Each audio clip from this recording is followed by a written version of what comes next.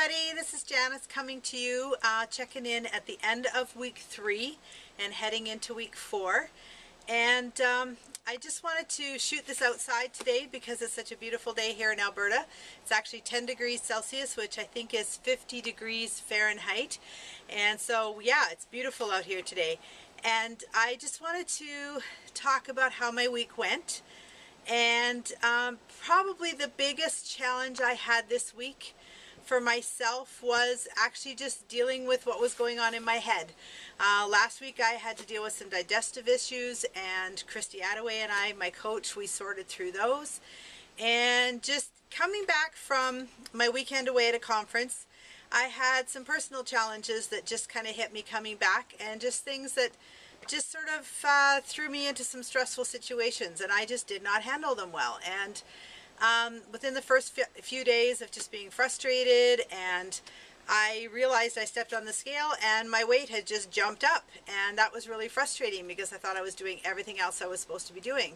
So I had to sit down and think about it and try and sort things out. And I know that I've done some research in the past with some of what Dr. Sean Talbot talks about. And in his first book called The Cortisol Connection, it talks about the cortisol hormone and how it affects, the stress can affect how our metabolisms and how our hormones treat that stress and what it does with it. And so I had to revisit that in my mind because I know I'd read it before. And he actually refers to it again in his newest book that he's just put out, and talks about the balance. And if we don't have that balance, it can affect all of our hormones. And so that kind of came back to my mind, and I had to sit and think about it and say, okay, I think that's what's messing me up because I'm letting the stress bother me. I wasn't sleeping well. I was just really feeling exhausted. And yet I'd been feeling fairly well energized before that. So I really had to sit back and take a look at where I was going with my head and how that was messing up, you know, the results that I should be getting with my weight loss. So I had a chat with Terry Manville, and she's actually one of my supporters and sort of helps to hold me accountable.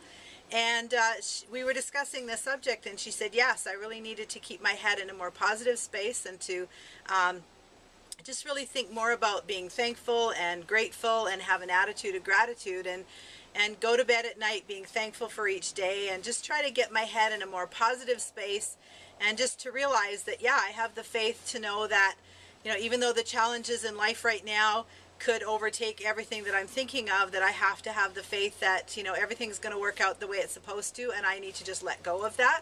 And so that's what I was working on for the last couple days this week. And so when I stood on the scale tomorrow, surprise, surprise, I was down a couple pounds. So that's been my challenge for this week. And so I wanted to share that with you in case any of the rest of you are having struggles with, you know, not sure what things are going on, or if stress is bothering you, or even if you're stressed out about, you know, not having enough weight loss, and you know it's not going the way you want it to be. Just to think about the fact that, you know, that mind-body connection is really a big thing, and that it can mess us up if we're not trying to keep ourselves positive and keep in a positive space. So as it turned out, it's worked out well. I've had a better ending to my week, and I'm down another 2 pounds, so I'm really happy about that. So yeah, checking in, heading into week 4. I'm actually just on my way out to go get my week 4 groceries, and we'll put that all together here tomorrow and be ready to start the week next week on Monday. So talk to you later. Bye.